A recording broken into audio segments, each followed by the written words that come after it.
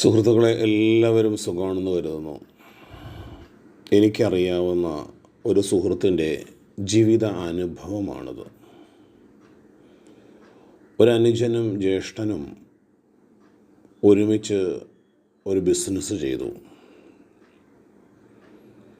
Business ആദ്യമൊക്കെ നാം ചിന്തിക്കുന്നതിനും അപ്പുറം വളരെ ഉയർച്ചയിലേക്ക് അത് വളർന്നു പന്തലിച്ചു. പിന്നീട് കോവിഡാനന്തരം ആ ബിസിനസ് തകർച്ചയിലേക്ക്, പതനങ്ങളിലേക്ക് താഴെ അത് വീണു തുടങ്ങി.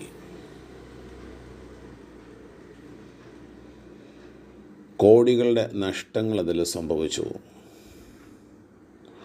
ക്രമേണ ആ ബിസിനസ് തകർച്ചയുടെ കുറ്റങ്ങളെല്ലാം ജ്യേഷ്ഠൻ്റെ ഉത്തരവാദിത്വത്തിലേക്ക് മാറി. ജ്യേഷ്ഠൻ കാരണമാണ് ആ ബിസിനസ് തകർന്നത് എന്ന ഒരവസ്ഥയിലേക്ക് മാറി. ഒരുമിച്ച് ഭക്ഷണം കഴിച്ച് ഒരേ ബെഡിൽ കിടന്നുറങ്ങി, പലതും ഒരുമിച്ച് സംസാരിച്ച് കുടുംബത്തിൻ്റെ തീരുമാനങ്ങൾ ചേർന്ന് എടുത്തിരുന്ന ഒരു കുടുംബം. ക്രമേണ ആ ജ്യേഷ്ഠനെ അവർ അകറ്റാൻ തുടങ്ങി. രണ്ടുപേരും അകലാൻ തുടങ്ങി. കുറച്ച് നാളുകൾ കഴിഞ്ഞപ്പോൾ അനുജൻ്റെ വീട്ടിലെ മകളുടെ വിവാഹ നിശ്ചയവുമായി ബന്ധപ്പെട്ട് കുടുംബത്തിലേക്ക് പലരും വന്നു തുടങ്ങി. ജ്യേഷ്ഠൻ അറിഞ്ഞു, ഒരുമിച്ച് തീരുമാനമെടുത്തിരുന്ന, ഒരുമിച്ച് പല സന്തോഷങ്ങളും സങ്കടങ്ങളും പറഞ്ഞിരുന്ന എൻ്റെ അനുജൻ, അവൻ എന്നെ പൂർണ്ണമായും ഒഴിവാക്കി തുടങ്ങി. അങ്ങനെ വിവാഹ നിശ്ചയമെല്ലാം കഴിഞ്ഞ് വിവാഹവുമായി ബന്ധപ്പെട്ട ഒരു സൽക്കാര ദിവസം ജ്യേഷ്ഠൻ അറിഞ്ഞില്ല. ആ വീട്ടിലേക്ക് ചെല്ലുമ്പോൾ വിവാഹവുമായി ബന്ധപ്പെട്ട സുപ്രധാനമായ ഒരു ദിവസമായിരുന്നു. ജ്യേഷ്ഠൻ അനുജൻ വിളിച്ചില്ല എന്ന പരിഭവമൊന്നുമില്ലാതെ അവർക്ക് വേണ്ടുന്നതൊക്കെ ചെയ്തു കൊടുത്തു. അവരോടൊപ്പം സഹകരിച്ചു. കൂടുതൽ അടുക്കാൻ ശ്രമിച്ചിട്ടും അവർ അകറ്റാനും ഒഴിവാക്കാനും ശ്രമിക്കുന്നു. ഒരുമിച്ച് ചേർന്നുറങ്ങി വളർന്ന് കഴിഞ്ഞുപോയ ആ ജ്യേഷ്ഠൻ വല്ലാതെ അസ്വസ്ഥമായി. ഒഴിവാക്കാൻ ശ്രമിച്ചിട്ടും അച്ഛനും അമ്മയും ജ്യേഷ്ഠനും ജ്യേഷ്ഠത്തിയും അനുജനുമൊക്കെയായി ജീവിച്ച ആ തറവാടിൻ്റെ സുഗന്ധവും അതിൻ്റെ മണവും അതിൻ്റെ യോജിപ്പും ഐക്യവും തകരരുതേ എന്നാഗ്രഹിച്ച ആ ജ്യേഷ്ഠൻ പിന്നീട് ആ മകളുടെ വിവാഹ ദിവസമെത്തി. ഈ അനുജൻ അയൽവാസികളെയും കൂട്ടുകാരെയും സുഹൃത്തുക്കളെയും ഒക്കെ വിവാഹത്തിന് ക്ഷണം നൽകി. ഒരു ദിവസം ഈ അനുജൻ ജ്യേഷ്ഠൻ്റെ മൊബൈലിലേക്ക് വിളിച്ചിട്ട് പറഞ്ഞു, ചേട്ടാ, നീ ഒരു കാരണവശാലും കല്യാണത്തിന് ഞാൻ നിന്നെ ക്ഷണിക്കുന്നില്ല.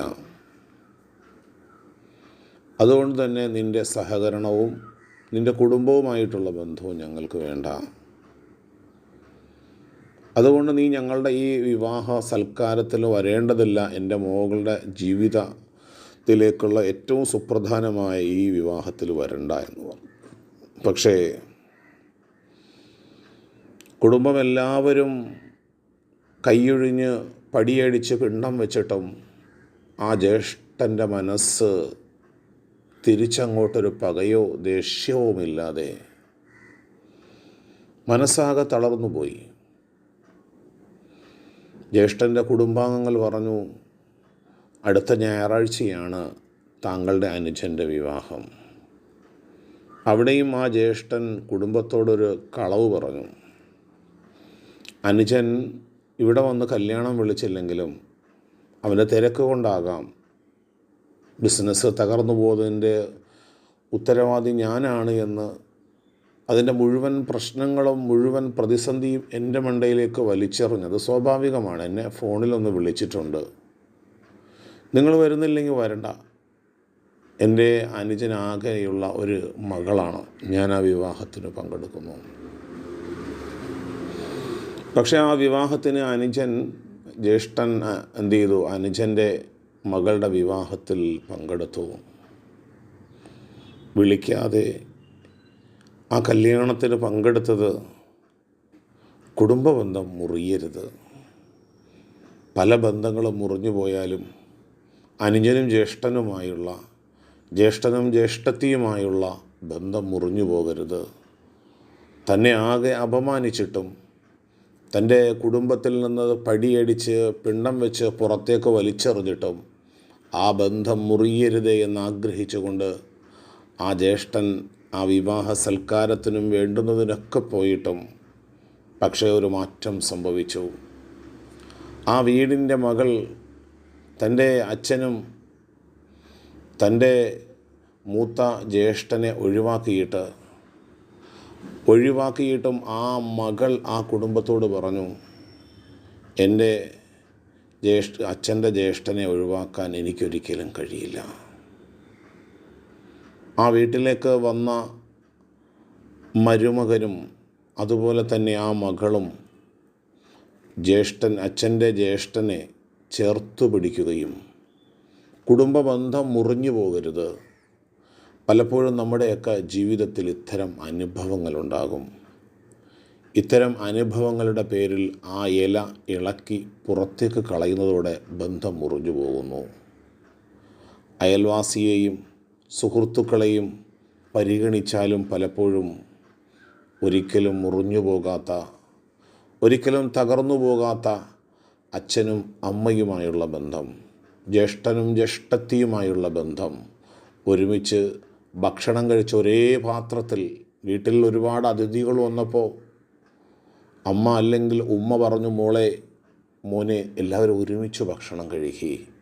ജ്യേഷ്ഠനും ജ്യേഷ്ഠത്തിയും അനുജനും അനുജത്തിയും ചേർന്ന് ഒരുമിച്ച് ഭക്ഷണം കഴിച്ചിരുന്ന, ഒരുമിച്ച് കളിച്ചു വളർന്നിരുന്ന ആ വീടും ആ വീടിൻ്റെ സ്നേഹവും കുറച്ച് സമ്പത്ത് വന്നു എന്നതിൻ്റെ പേരിൽ, കുറച്ച് പ്രതാപം വന്നു എന്നതിൻ്റെ പേരിൽ ബന്ധങ്ങൾ മുറിഞ്ഞു പോകുന്ന ഈ കാലഘട്ടത്തിൽ നമ്മുടെ കുടുംബ ബന്ധങ്ങൾ നിലനിൽക്കേണ്ടതുണ്ട്. പലപ്പോഴും നമ്മുടെ മനസ്സിൽ ഇത്തരം കാര്യങ്ങൾ കൊണ്ടു നടക്കുമ്പോൾ നമ്മുടെ മനസ്സാകെ അസ്വസ്ഥമാകും.